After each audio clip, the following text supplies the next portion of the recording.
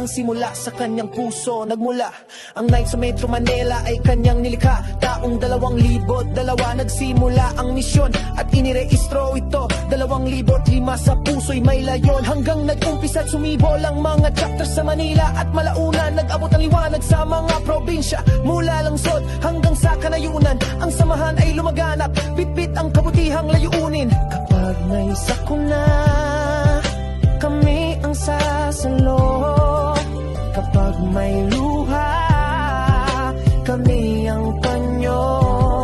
Kahit gaano kabigat ang dalahin mo, sa nights may makikinig, may karamay sa bawat kwento.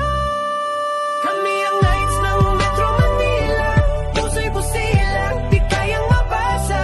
Tulong sa kapwa ang aming panata, pagkakaisa ang aming lakas.